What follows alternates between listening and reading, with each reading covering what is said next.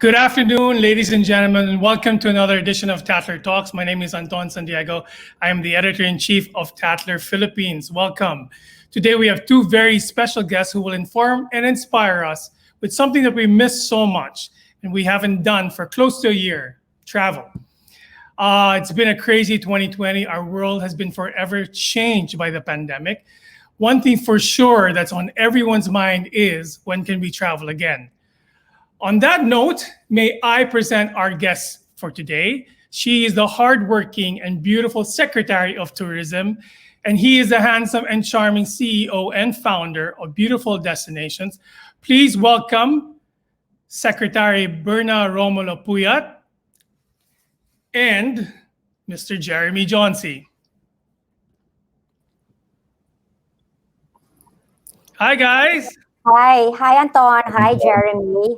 Hi, Secretary. How are you? Guys. Why don't you greet our viewers first? Secretary, you go first. Yes.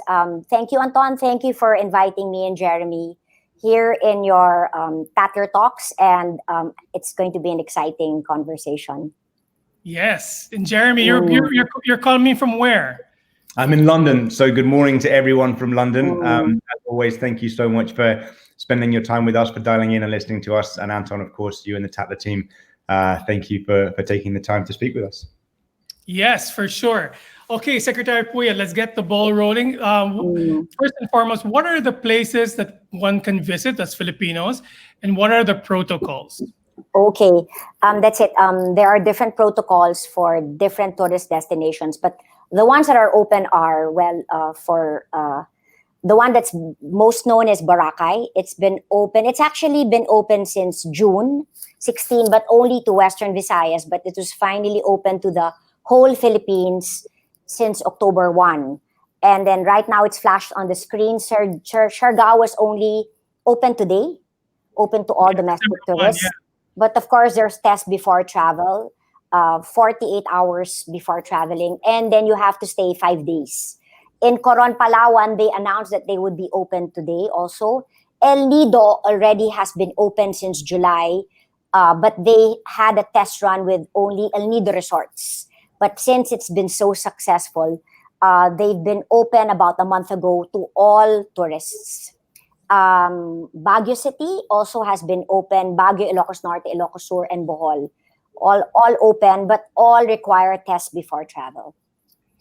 Yes, I was in Boracay for Halloween, and for the protocols that I was going to talk about, sometimes it can be a little bit unnerving because of all the things that are required. But like we were talking earlier, I think once you're there in Boracay, you forget all the protocols. But I guess I was telling my friends who were like, we were all like kind of like flustered by the protocols. I said, well, this is our new normal. We can't do anything about it. We just follow the regulations. And so what has to be done, Secretary?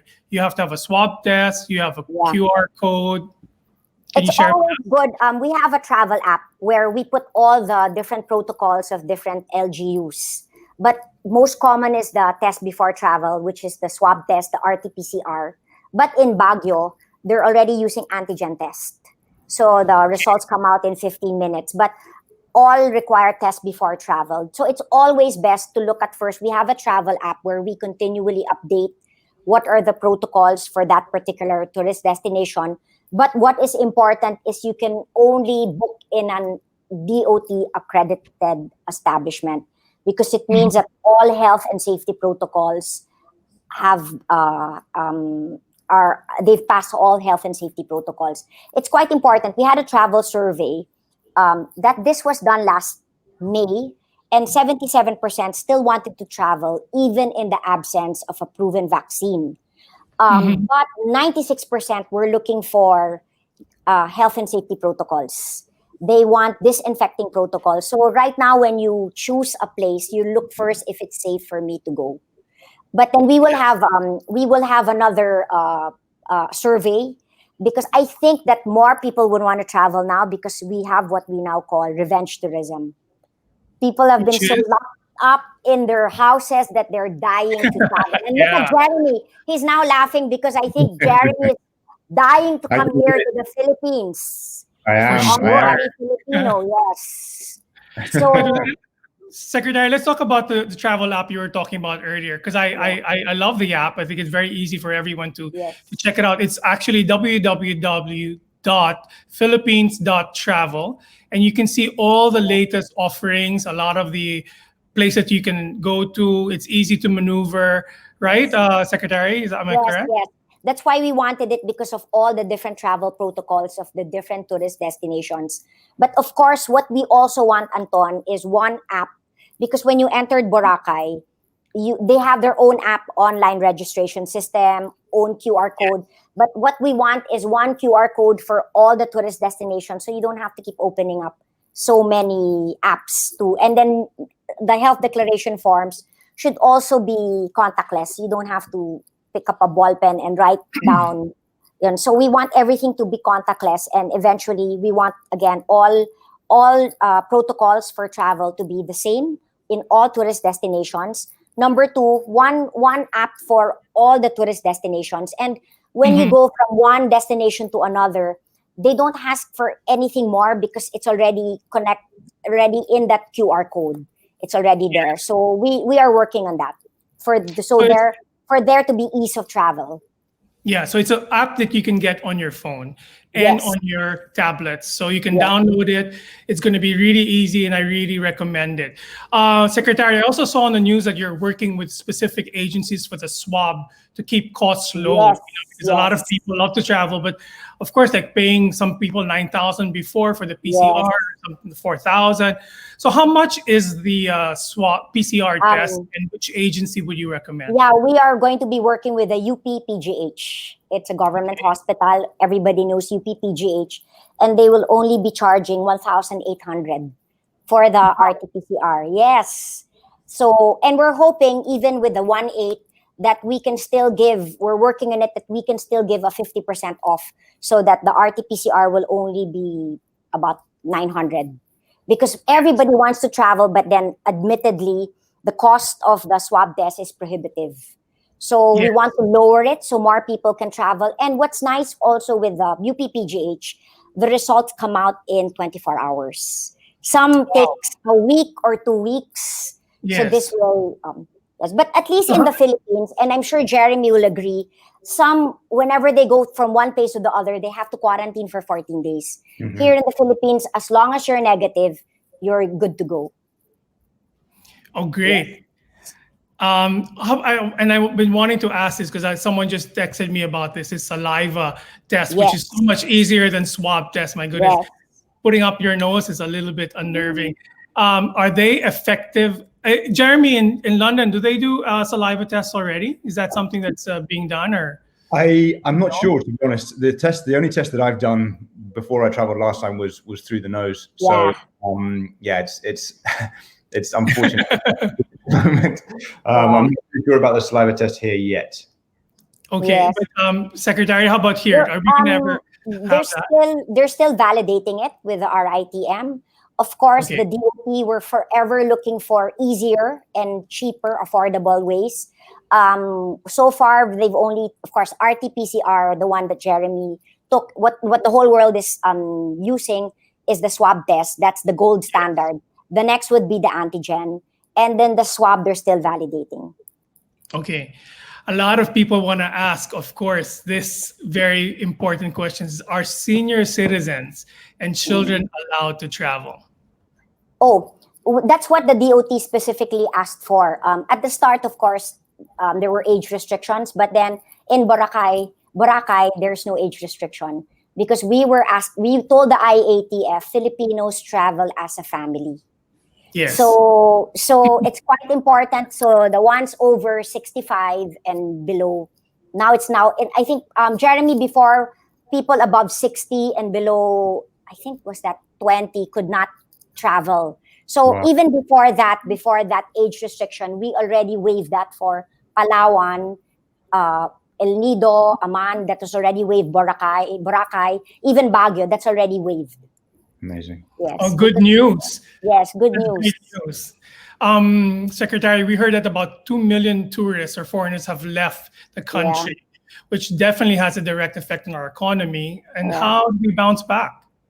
Tourism contributes 12.7% of the country's gross domestic product, but we're lucky that 10.8% of that is with domestic tourism.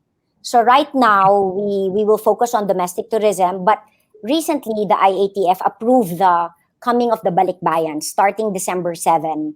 So about December of 2019, 109,000 balikbayans came. So we'll see first how it goes. They're from the US, and I'm confident that it will go smoothly, and then we can eventually think of accepting foreigners from other countries. Yeah, Jeremy, balikbayan means returning countrymen. Fellow Filipino, used to be a Filipino, no longer a Filipino, or also the spouse of a Filipino or a balikbayan can also enter. So we have a lot of balikbayans in the United States. So who come home, for Christmas, yes. Christmas is like our holiday of holidays that we revere so much. But is their quarantine time going to be shortened, or is it going to be the same? I mean, 14 days? Is it? No. In fact, even the OFs, the students who came home from the States or other countries, all they needed was to swab in the airport, and as long as they were negative, they were allowed to leave the hotel. So there's no 14-day quarantine. But of course, we always tell them it's always good to still, if they can, to do home quarantine, not to, you always have to have the minimum health and safety protocols. When you're outside, wear a mask, keep your distance, and wash your hands. Always. And Secretary, do you have a goal for, since I know you opened up October, do you have a goal for the amount of domestic tourists that you want to achieve by the end of the year, or at least first quarter of next year? Because of COVID, all the targets, there are no targets anymore. Whenever I talk to my colleagues, nobody can give a target. Nobody can even tell me when will they open. It's like nobody, it's all up in the air because, of course, it's the first time everybody's experiencing COVID. Everybody was hit. So it's very hard to give a target when things will be open, or even the mere fact that I thought that when the tourist destinations were under an MGCQ, they would willingly open immediately to tourists. No, they were afraid to accept tourists. So, Jeremy, it's only now that they're allowing people outside of their province to enter. Wow. So it's really the decision of the LGU. Mm-hmm. So and the DOT is there to help them maybe digitize. We give them a free online app so that it's easy for them to everything has to be online, even payment, everything. So we're just helping. Like in the case of Baguio, we gave the app for free, the online registration system for free. So before you enter Baguio, you're given a QR code, and that QR code is what you use to swipe in every establishment you go to. So that's what you use for contact tracing. And we're offering it for free to all the tourist destinations. I think the biggest question now then is, how do you get people to travel? I mean, I guess, we have to be cautious, of course, we have to be mindful and all these things. But I think someone from the government was telling me once, we scared people to stay in their homes. Yeah. Now that people are, slowly getting out of their cocoons and wanting to travel. A lot of my friends don't even want to go out of their house still. And it's been like almost 10 months.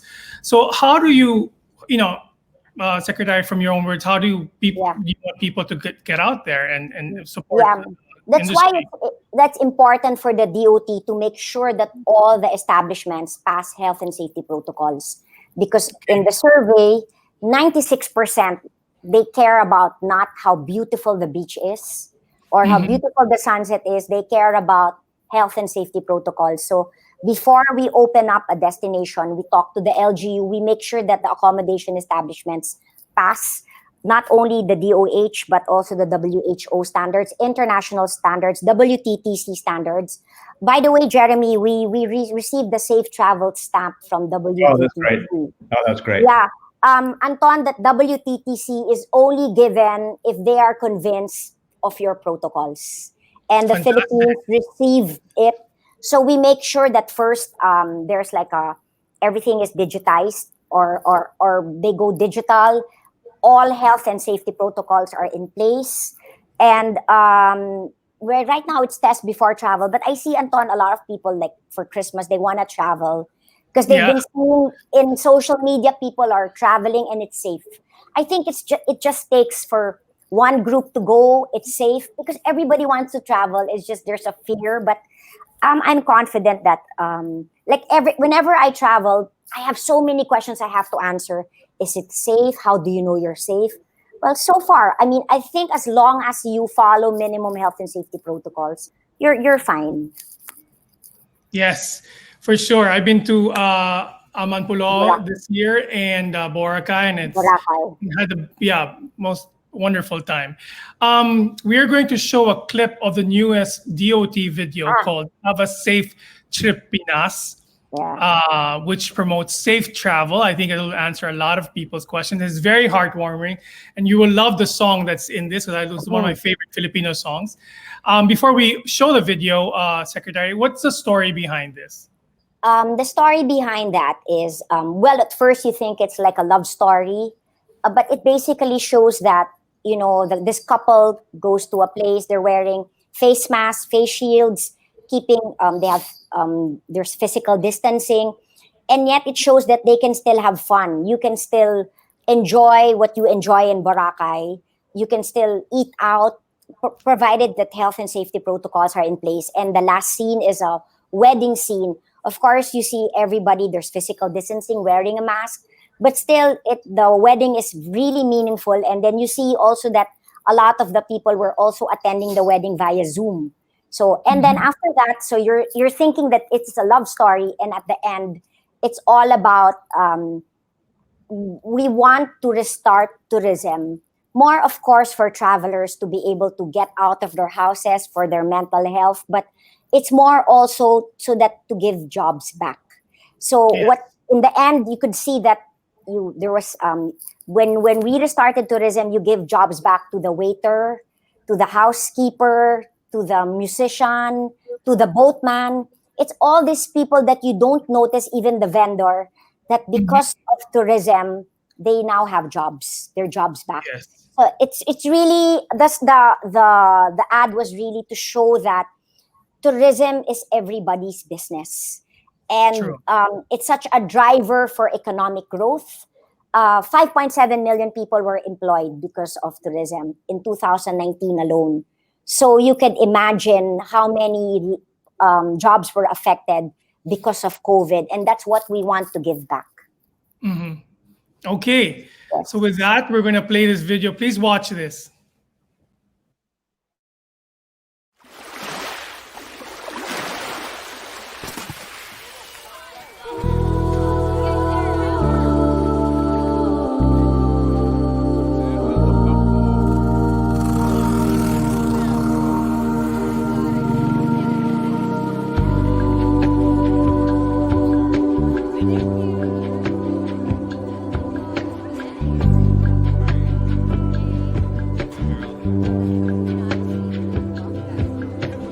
Give me hope,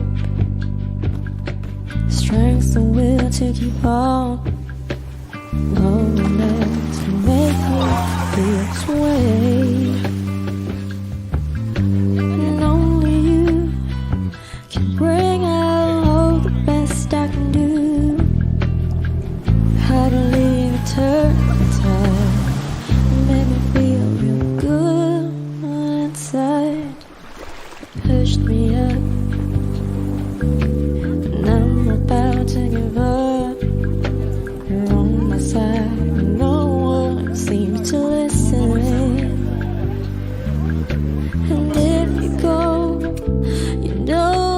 tears can't help but show.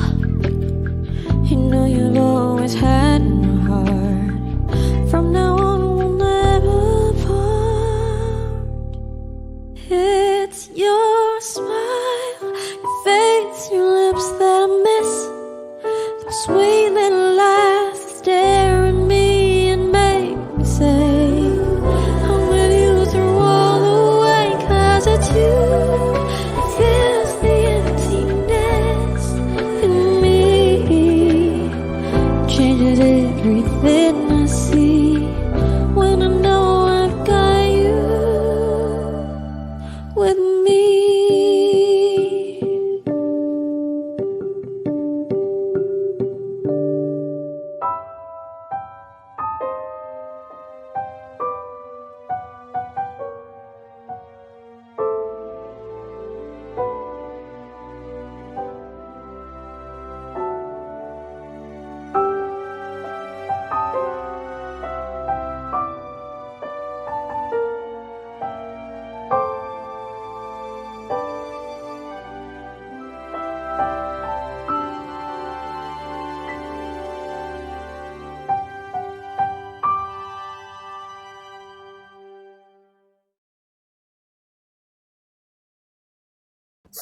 Beautiful.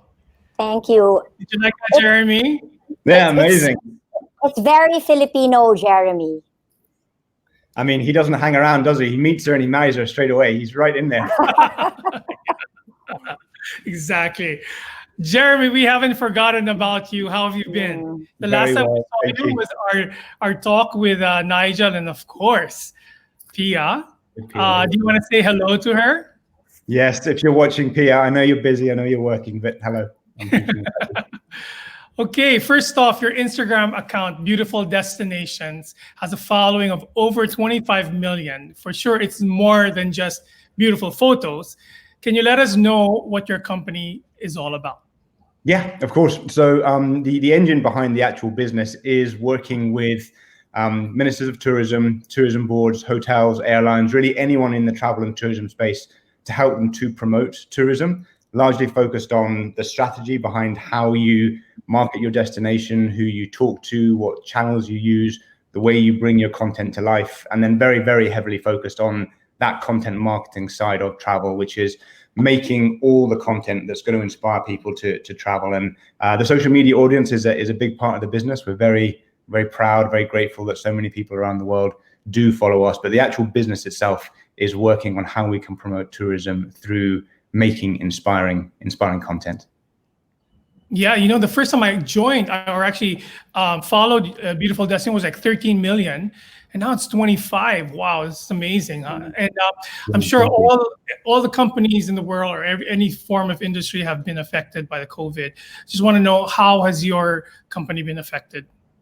Yeah, I mean, listen, the travel industry at large has been very challenged. I think it's probably the first time in history where we've seen a unilateral shutdown of borders all across the world. The Secretary Berna mentioned earlier the World Travel and Tourism Council, WTTC. They're the governing body of the public and private sector around the world, where CEOs and leaders within tourism get together to talk about what's happening in the space. And unfortunately, for certainly the first half of the year, the industry has been incredibly challenged. I mean, prior to COVID, the tourism industry was generating 1 in every 10 jobs was in travel. And then specifically in the last few years, 1 in every 5 newly created jobs was in travel. So we really have seen a very, very challenging situation for the economy. And as Secretary Berna said, what people often don't realize is that travel, it is an economic powerhouse. It really, really is. It employs so many people. It provides so much economic growth to countries that it's really not just not being able to travel and enjoy personal leisure experiences. It's millions and millions of people around the world whose incomes are affected and whose livelihoods are not the same. People can't travel. Yes. Exactly. Secretary Berna, what can Beautiful Destinations do more in the Philippines to help push the country and make more content? We're quite happy. We've been working with Jeremy, and we have a new project now. Even during the lockdown, Beautiful Destinations we have been working with Beautiful Destinations. They've been shooting all over the country, all the places that people have never been to. And, you know, we're quite lucky to have a partnership with Beautiful Destinations because, of course, the reach. And one thing about Jeremy, what I like about him is he actually loves the country. Some, you know, they know that they just, you know, they come to you. It's just because they pretend that they love the country, but you actually do. So, I love it. you do. You can see it. And you can see when a person actually enjoys the country. And it shows with all the pictures prior to when I entered the DOT. Jeremy already had beautiful pictures of the Philippines. But now I'm excited. We have more. We so do. watch out for it, Anton. Places that you've never been to. But beautiful destinations has been to. Yes. Exactly. Thank you. I love the Philippines and the Filipinos. Filipinos, the culture, the people, everything. Really, I've been so fortunate. I first came in 2016, met Filipinos, experienced Filipino culture properly for the first time, and fell in love with it. And obviously, you know, we know about Pia and I just feel very, very fortunate that the Philippines is like a second home to me, and Filipinos are so kind and supportive. And if that's the kind of atmosphere that we want to get across in the content that we make to show the rest of the world that that's the experience when you come to the country. And Filipinos are amazing because they're all over the world. There's a huge traveling population of Filipinos, and that spirit and that sense of you know, warmth that you feel when you encounter Filipinos. If you can imagine having that in the country, it's you know, it's 10 times better. Exactly. And Jeremy, you were able to go, like a lot of us, we weren't able to go have a summer vacation or a long summer vacation. You were able to go to Greece. How was that like? Did you have masks? Do you have to practice social distancing? I'm sure not with Pia, but how was that like? How was the protocols like there? I love Greece. I really want to go back. Yeah, an amazing country that very similar to the Philippines is hugely influenced by tourism. So the short answer is yes. Lots of the protocols that you would expect across the world were in place. They have done a very, very good job of ensuring all of the compliance with all of the health standards. When we were there, it was just before there was a big outbreak. So we did still have to quarantine when we came back to the UK. We did a 14-day quarantine returning. So I think that's the main challenge at the moment that's deterring people from traveling. But until we have a universally accepted vaccine, that's really in many cases what the law is going to dictate. But we were very lucky in the experience that we had, and I think Secretary Berna touched on it. As long as you take care of yourself and you are respectful of the health protocols, you can travel, and those protocols are in place, and countries really are stepping up to put in place the security for people so they can travel safely. It's just a matter of time before people feel confident enough to get back and do it. True.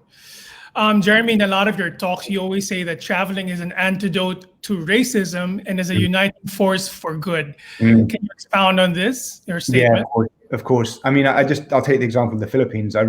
When I first came to the Philippines and experienced Filipino culture, I got a sense of understanding what the country really stood for, what the people really represented, and whatever perceptions you may have about another destination, another group of people, really they fall by the wayside when you go and you travel.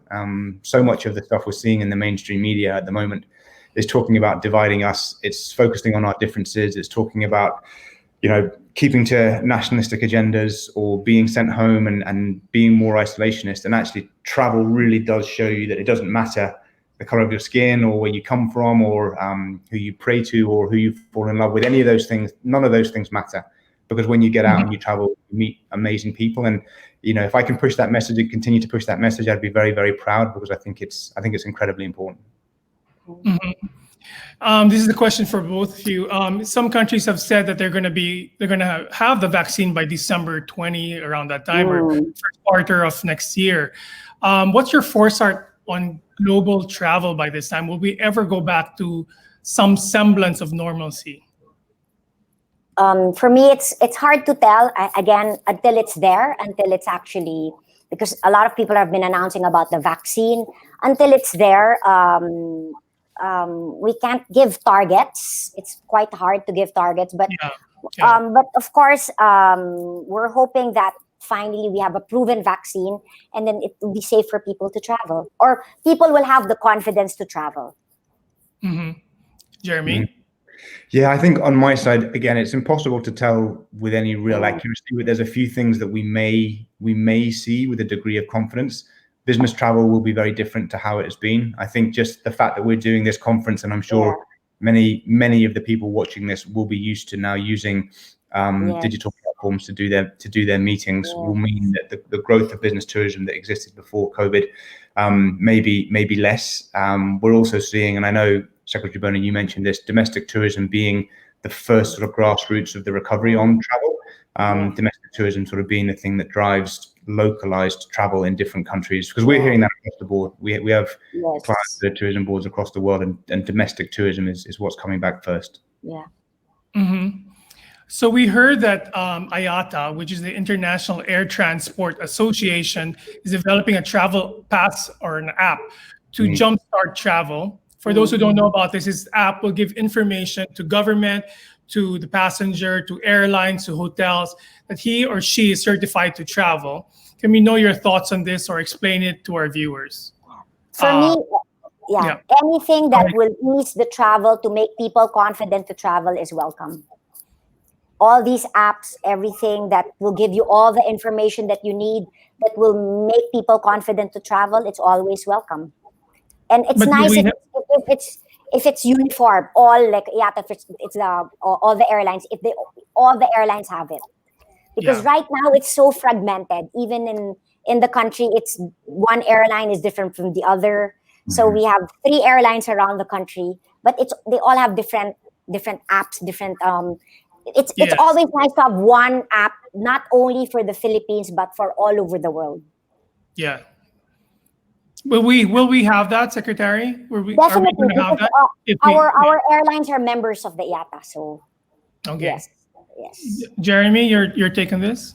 Yeah, I couldn't agree more. I think if we can find any kind of global uniform standards, that will be one of the keys to helping promote tourism. Certainly the challenges we've seen over these last 6 months have been different protocols in different places. And, it's very, very challenging for governments around the world to have a singular protocol. I mean, you mentioned differences within even regions within the Philippines and different approaches.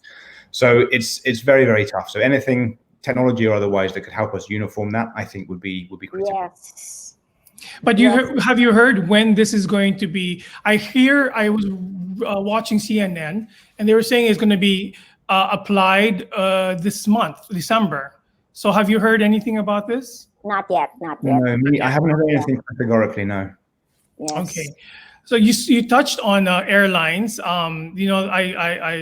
were saying that they have lost at least $157 billion worldwide. What is our government doing to help out about this whole crisis that they're facing? At least with when they talk to me, because this is more of with the Department of Transportation. But when they talk to me, all they want is, number one, to have uniform protocols. Because like all over the world, there are different protocols. All over the Philippines, we have different protocols. So they wish that when they travel, they're actually pushing for an antigen test. It's more of ease for travel, that with the antigen test, you take it in 15 minutes. So you're negative right before you enter the airplane. So that's what they're asking for, uniform. And for us, with the DOT, for more tourist destinations to open. Because it's also driven by, of course, even if they want to fly to a certain destination, if the LGU doesn't want to open, we can't do anything. So we're getting there. What we want is uniform travel protocols, and hopefully uniform, again, the test before travel. We wanted something faster, because with RT-PCR, sometimes, it takes 1 day, sometimes even takes a week. It depends where you take the test. Yes, but we're hoping that with technology now, so many things are coming up. We hope that we'll be able to find this perfect test before travel that will be more affordable and faster. But who knows? I've been hearing from health experts, Anton, Jeremy, that as long as you follow the minimum health and safety protocols, there's not even a need for testing. Wow. Okay. Even the RT-PCR is not 100% accurate. It's not actually 100%. It's just more of you can gain confidence. But of course, you want before you enter the plane that everybody's negative. But as long as I think in the plane you're all wearing your mask. You know, Jeremy, now we not only wear a mask, we wear a face shield. I think it's only unique to the Philippines that we wear a face shield. And I'm sure you didn't eat Anton in the plane because you want to be covered. So Exactly. as long as you're careful, you don't let your guard down, we can coexist with the virus. Yeah. Jeremy, you want to add something about the airline industry? No, I think Secretary Berna covered it very comprehensively. There's not much more I could add. Okay. If there's a silver lining to COVID-19, it's that we have allowed Mother Earth to heal a bit. It has made us appreciate cleaner air, parks, greens. My question is, of course, what is government and the Department of Tourism doing to ensure that when we do open, we won't fall into the trap of taking advantage or neglecting our planet again? Yeah. What is good with COVID, Anton? People now care about carrying capacity. Yeah. Before we did that in Boracay, Boracay was closed. You followed all environmental laws, and there was a carrying capacity. Now, because of COVID, it can't be crowded. LGUs now want a carrying capacity. There's a limit to the number of people entering, and the environment, you're right, has never been this beautiful. In fact, when I was talking to people in Boracay, when I visited them last June, they were saying that they were seeing a lot of marine life that they've never seen ever in 40 years. Yes, it's just so beautiful, and it's actually, oh my Jeremy, if you come to the Philippines now, it's different. It's wow, it's good to go diving now.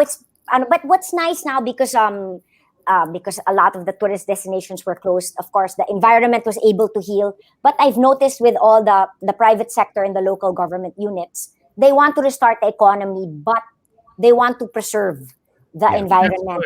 That's one thing. That's probably maybe a good thing because of COVID. Yes. I guess we always have to find a silver lining with what happened, but maybe that's the winner now, the environment. Yes. So I hope so. We all really hope so. Definitely people are also looking for hotels, resorts, properties. Another aspect of this whole silver lining of COVID is that everyone's focused on health and wellness. Yes. So in the wellness and eco-friendly and doing sustainable travel destinations, Jeremy, do you have any suggestions in the world of places to go that are proponents of this? Yeah, I mean, to be honest, I think so many destinations are repositioning themselves like that. Sustainable tourism is something we've spoken about for a little while. I mean, for those that don't know specifically, it is tourism that respects local culture, local people, the environment, and the traveler. And when all four of those constituents are sort of working in harmony, you can have these amazing travel experiences that change your life, that open your eyes, that introduce you to new cultures, all the positive things that we talked about earlier, but that simultaneously put money into local economies. There's a reason why economists call travel the ATM of the world, because the moment you land in your destination and you pull out cash or your credit card and you pay the waiter, you pay for a taxi, you have that, you're putting money straight into people's hands. And when you compare that to other industries where you may be building things, if you're building roads or you're building infrastructure or factories that take many years to then actually become economically productive for the communities, there really is nothing as quick or as effective as travel. And so doing that sustainably and looking after the environment, I think, has got to be the future of the industry. So it's really encouraging to have these discussions. Anton, you know personally how passionate I am about the WWF and how much I support the idea of getting out and traveling, but doing so sustainably. I mean, the Philippines, I think the Philippines has done such a brilliant job of showing how this can be done now. And the example with Boracay, where it closed down and came back stronger with a supporting infrastructure that was better because they took the time to actually look at how they could restore the local marine life and local conservation. Yes. Really what becomes exciting is when you have opportunities to look at other destinations that maybe haven't yet gotten the tourism boost that the popular destinations have, and realize that they have the same natural resources, they have the same kind and caring and hospitable people. You just need to make people aware of those destinations. And that sort of ties back to what we were talking about at the beginning of the discussion, where we're trying to come to the Philippines and show the places that aren't as well known as the traditional places. That, I think, is that's an amazing way for us to look at the future of tourism. True, and I think that's also what happened, Secretary, to Boracay. For the longest, I mean, it was called the Party Island. Yeah. Of course, it transformed now to where you can appreciate nature. The water's cleaner. There's no, what do you call those? Not moss, lumot in Tagalog, but Yeah. moss. Is it called moss? Seaweed or the green algae. Actually, before it was closed, Anton, you were swimming in. I know. I can't say it. The coliform level Water. was at 1 billion. The acceptable is 100. Yeah. Wow. And then when we reopened it, now it's only from 0 to 15. That's amazing. It's so clean. Yes. Imagine That's amazing. Anton was swimming in dirt before. In the sewer. You didn't know, but look at it now. It's so Exactly. clean. Yeah. And I really hope that as our countrymen and the Filipinos and also the tourists will appreciate that, because it is, when they do go, they'll see a marked difference, and it really is so beautiful. Jeremy, can we ask you also about technology? Like when I went to Boracay, what was also quite exciting to see was they had e-trikes. We were just speaking with Secretary about that and I thought that was amazing because, before it was all these big jeeps, big cars, but now they had e-trikes. And so technology will have to play side by side with the love for the ecology and sustainability and all these things. So can you talk about something about technology? Yeah, of course. Look, electric vehicles and just the electric mobility, I think, is incredibly important as we think about the future of travel and just the future of transport in general. But really, the travel and tourism industry is doing so much to move itself towards trying to understand how we can be more sustainable. And I think it's a two-part process. One, where leaders in government are realizing the longevity and the importance of investing in the natural ecosystems, looking after the assets that really are long-term assets that generate so much value for people that it makes sense not just to get as many people as possible into one place, but to disperse them into other areas and look at how technology can help you do that. And certainly on the consumer side, we're seeing tools like social media becoming the default place that people go to be inspired about where to travel and what to do. And certainly lockdown, the Philippines, you'll be unsurprised to hear that Filipinos are some of the most active users of social media anywhere in the world. And Exactly.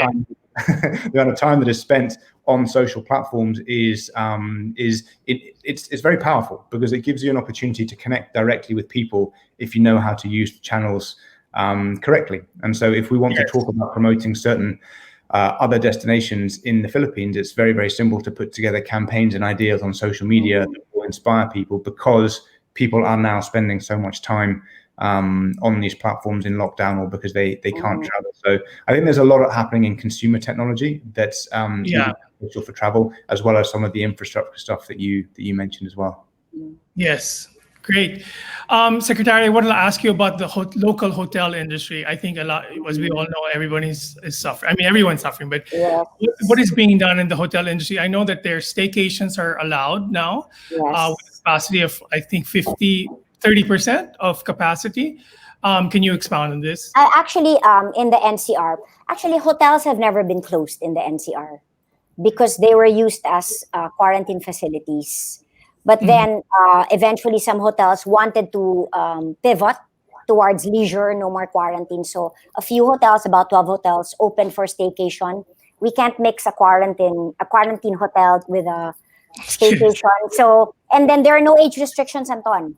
If you go to a staycation hotel, above 65, below 15, can spend time with their family. And it's like a travel bubble for them.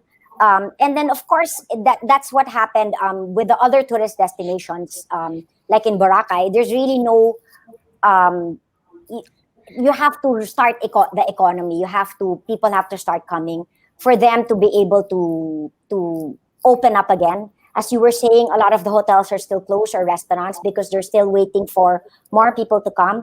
So hopefully by Christmas, more people are to come. But again, reminder to everybody watching, there's still COVID. You have to follow minimum health and safety protocols. Yes.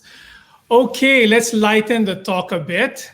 since we can't travel and just dream, are there books, TV shows, movies that people should watch, read to satisfy their wanderlust? Secretary. Yeah, maybe Jeremy, you should Maybe I don't. what I do in my free time. You're just talking about Filipinos love social media. I actually just enjoy looking at my Instagram account and looking at places where it's open. I actually discover places that I've never been to based on social media. And a lot of people actually tag me. I'm sure, Jeremy, the Filipinos love sending you messages. They send you messages. Dialogue, which is a little challenging for me, so I have to ask Pia to help me translate. Yeah, and then they tell you, come visit. And then when you visit, Anton, it's just so beautiful. There's so many places. I thought I've been to so many tourist destinations in the country, because prior to the DOT, I was with the Department of Agriculture, so I was going around the country, but there's still so many places yet to be discovered. And it was interesting when Jeremy said, people are it's not only Boracay, there's so many other hidden gems there that people can go to. You don't have to go to one place that are as beautiful or maybe even more beautiful. But then again, what the beauty of this is, we can start developing it, but at the right way. Sustainable tourism in mind. So it cannot be just, mass tourism. And especially with COVID, it has to be in mind sustainable tourism and, of course, the carrying capacity. Yes. Jeremy, for you? So I guess relaxing stuff. Pia and I have gotten into Money Heist on Netflix. I don't know if you've watched that. Oh, it's the Spanish one, right? It is the Spanish one. El Nido. Didn't they go to El Nido?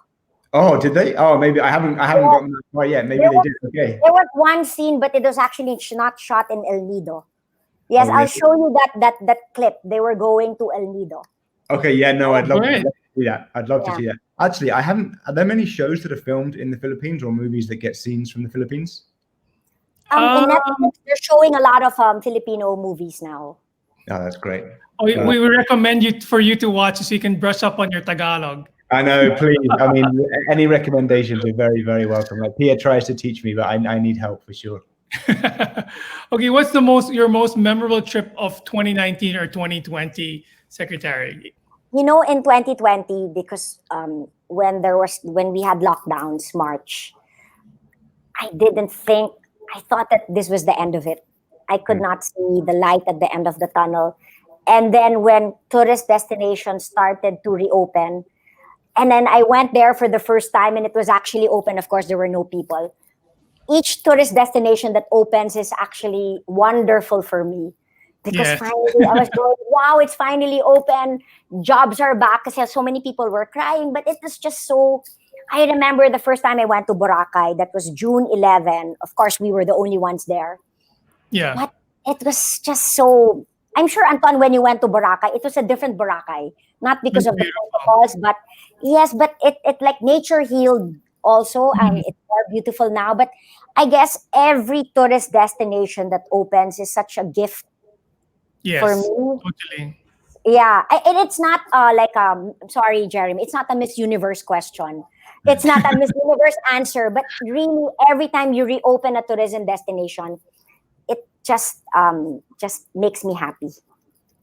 Yeah, I feel the same way. I wouldn't pick one particular destination. It's the act of traveling and connecting with people. And I think because so many of us have been in lockdown and not being able to connect with friends and family, you take for granted actually what it feels like to get out. And travel doesn't have to be, traveling to the other side of the world. It can be as simple as crossing the street and going into a new neighborhood and meeting a group of new people that come from a different background to you. And certainly when I was living in New York, that's where I was in lockdown.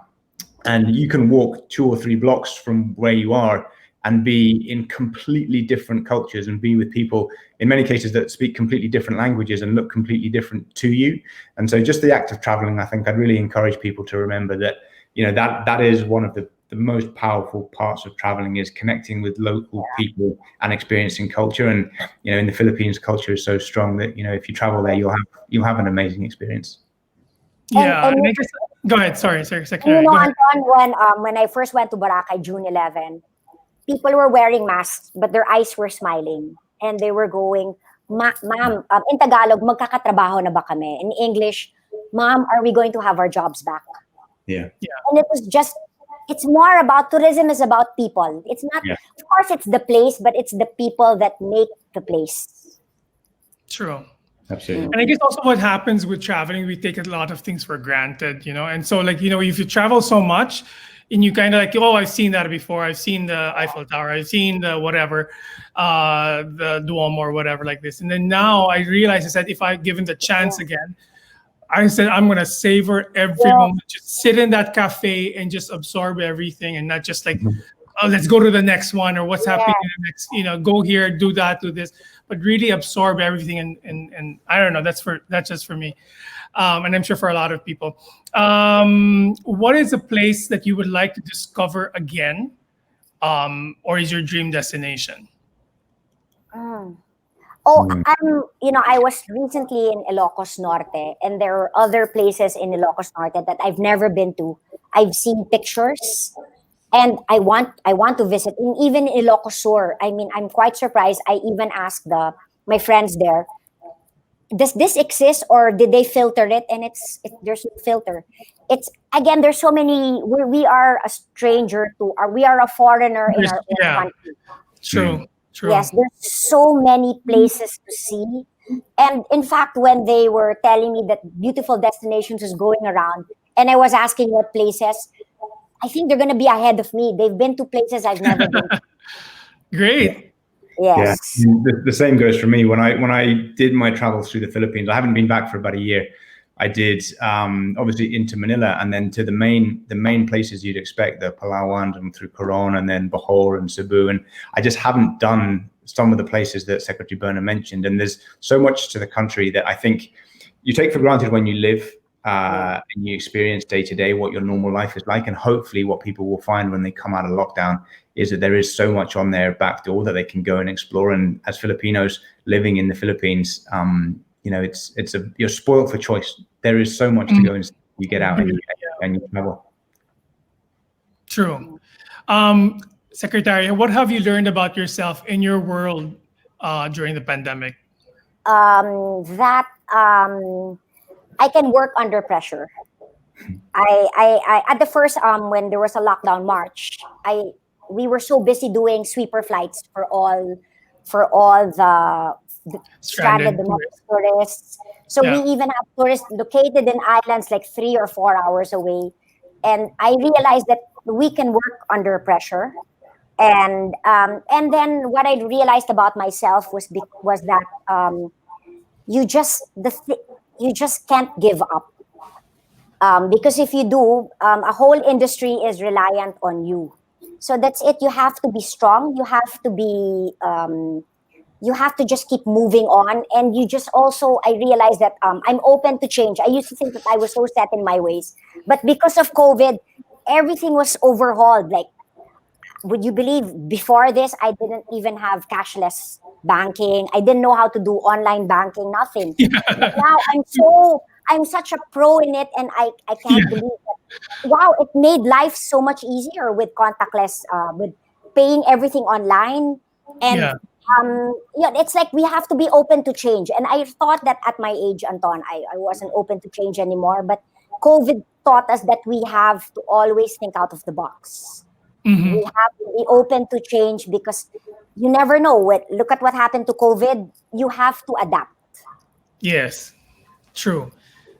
Good answer. Jeremy, for you? Yeah, I'd say absolutely the same. I mean, as an entrepreneur, running my own business, it's been challenging and unforeseen because it happened so suddenly and fundamentally changed everything that we're doing.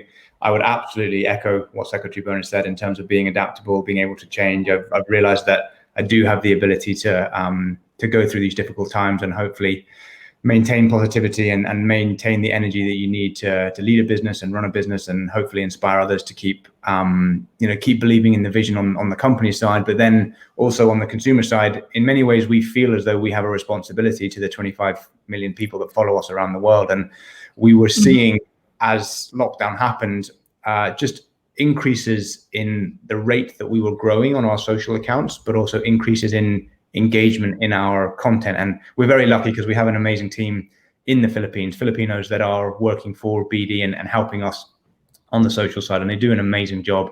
And as we saw more and more people in the comments saying, I can't travel, but this is giving me hope, or they're tagging their friends and their family and saying, when this passes, we're going to go here, or we're going to do this, or remember what it was like to do a trip together. That gave me a lot of encouragement. And I think that's the thing where if we constantly keep in the back of our minds on the Beautiful Destinations business, that a lot of people do take hope and optimism from the content that we put out there and the message that we try to put out. Certainly that gives me a lot of motivation to stay strong and keep doing this. Great.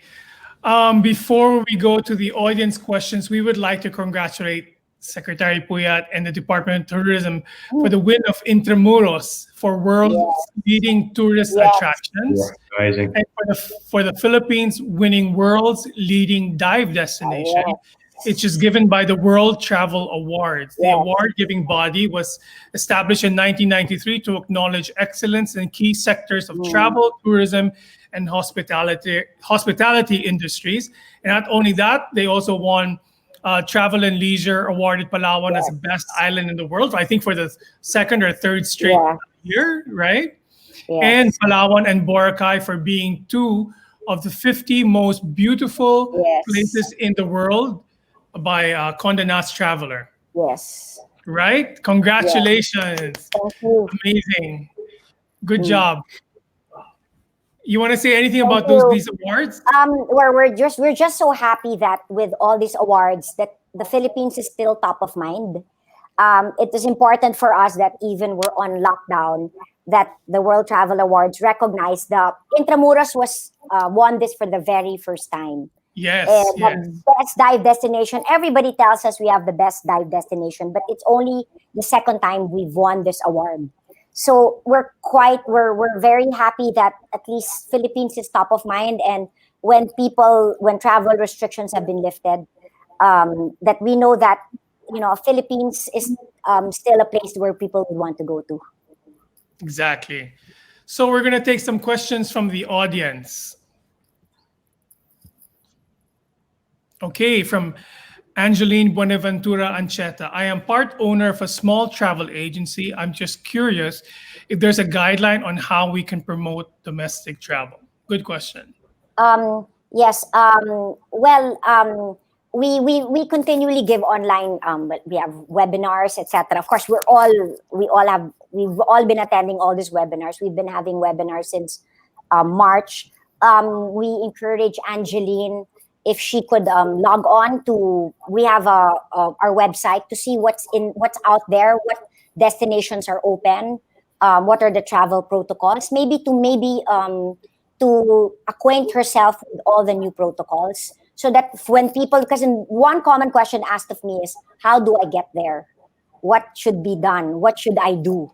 So it's always good if there's somebody there to guide them. Yes. Or go to the app, the travel app again, www.philippines.travel. Okay, next question. From Christina Sebastian Cristobal. Is there any specific food we should avoid during traveling at this time of pandemic? I don't think there is, but of course we're encouraged to. I don't think there's any prohibition unless you have an allergy. But but I don't think, I'm not sure in the UK if you have any, but I don't think, Anton, you can eat anything while traveling. But of course, it's always better to eat open air. But they always say if it's open air, there's better circulation, because when you eat, you have to remove your masks. So I think that's more of, when you eat out with friends, it's always good to be outside and there's air circulation. Yes. Oh, how's it like in London, Jeremy? Because you said that you were in lockdown, right? We come out of lockdown tomorrow. And so from there, I believe there is a tiered system depending on where you are in the country. And London is in a tier where restaurants are open. So we can eat. I definitely echo what Secretary Berna said in terms of eating outside when you can. I'm not aware of any specific food, but I've certainly learned since going out with a Filipino, how important it is to eat, and Filipino food is very, very important in culture. So I'm hoping that there's no restrictions on Filipino food, but I'm sure there is. Can you make adobo already by yourself? No, but Pia makes brilliant adobo. She's a very good cook. If you didn't know, she's a very good cook. I hope she throws some stuff for you. From Anita Rojas, hola Jeremy. What are the 3 best destinations for you? Cheers. Thank you, Tina Cuevas. Oh, from Tina Cuevas. Hi, Tina. Tina and then Anita Rojas. I know there's maybe 2 3 people with the same question. Exactly. So, I mean, the Philippines, of course, everybody knows that. I always say that, not just in interviews with you guys, but whenever I'm interviewed in anything and I'm asked the same question, I always say the Philippines. And I genuinely, I love the country, and I think it's an amazing place to travel. I do also really, really enjoy spending time in the US. If you get a chance to visit New York, if you haven't visited New York, it is one of those iconic destinations that you have to do in your life. I think because it's been the backdrop for so many movies that we watch or shows that we watch. And I know American culture in the Philippines has had a big influence. And so people who have traveled, I know there's a big Filipino population, certainly on the West Coast in LA, right? And the entertainment and music industry. But New York, I always talk about New York being one of my favorite destinations. And then Greece. And part of taking Pia to Greece this summer was because it's very special to me. It means a lot. And she had mentioned, even before she won Miss Universe, that going to Santorini was that she'd always wanted to do.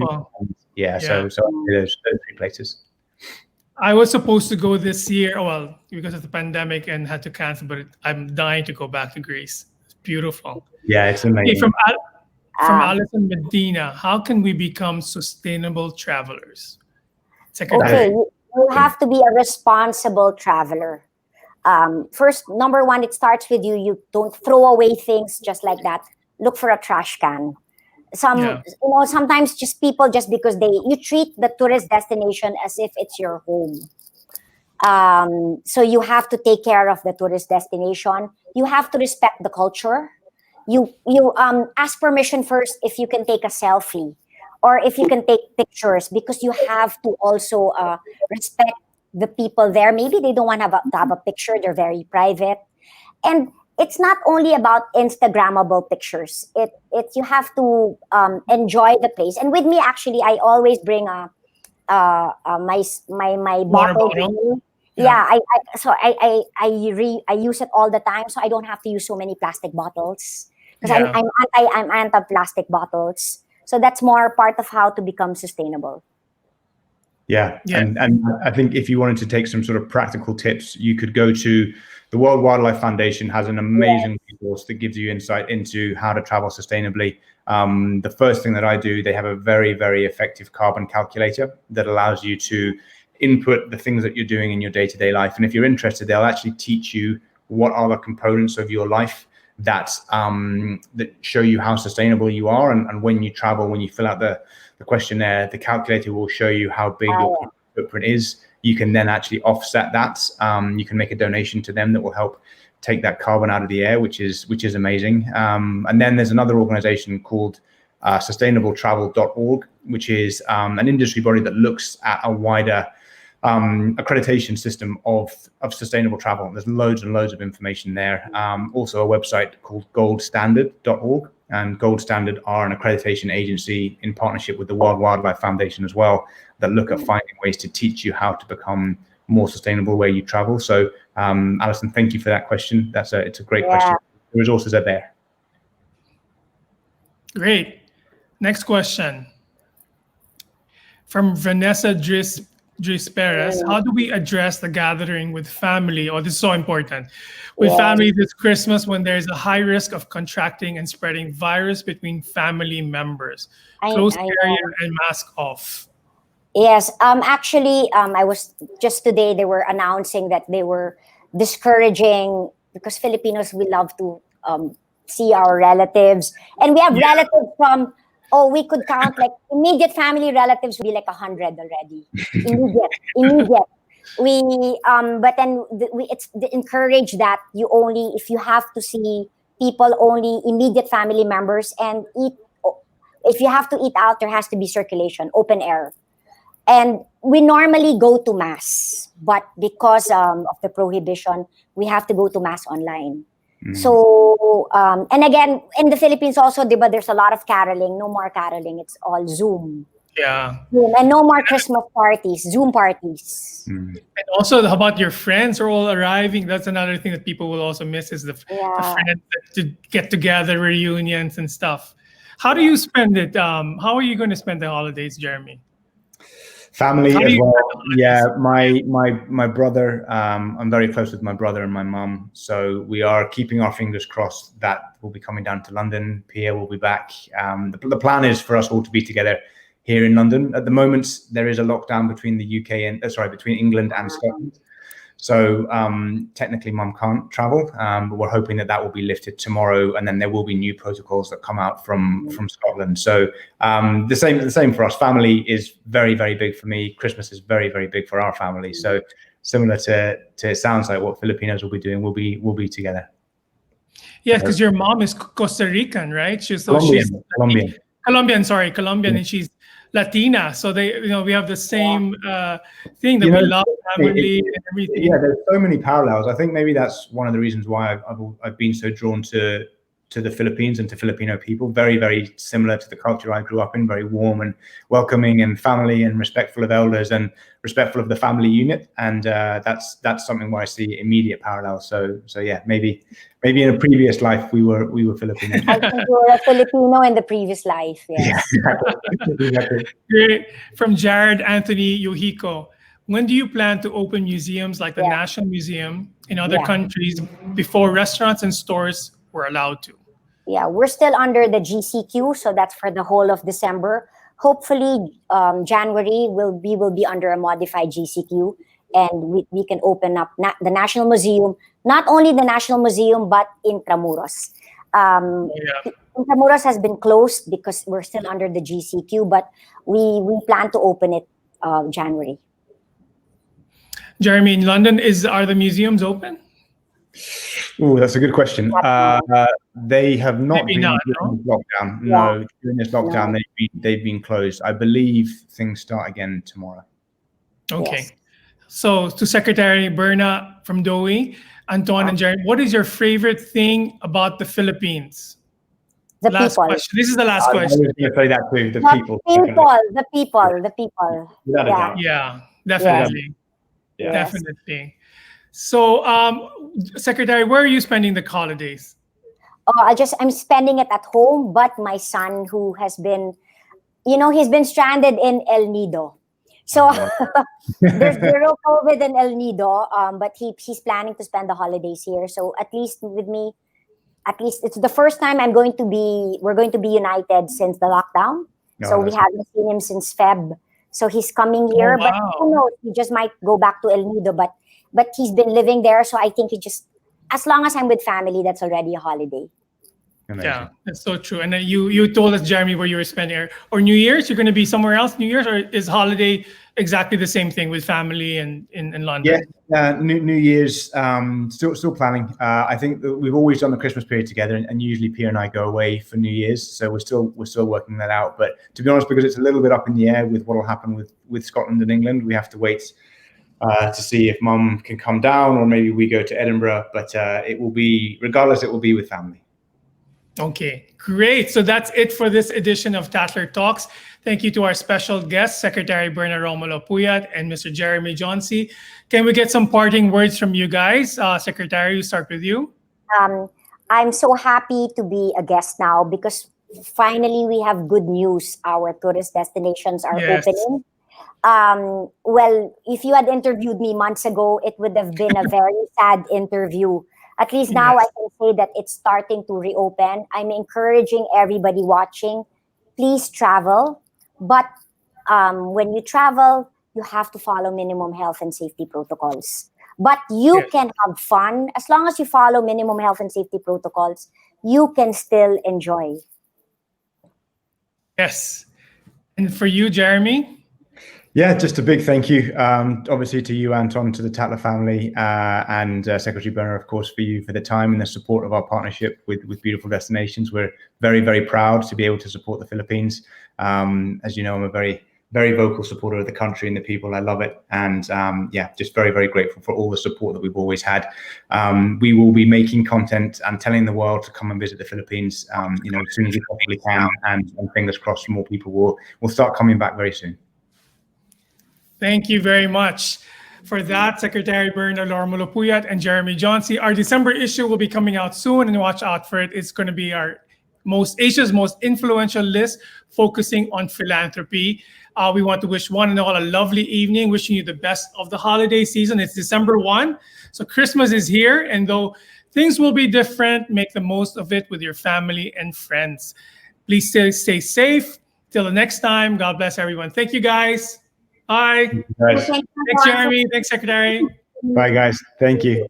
Thank you. Bye.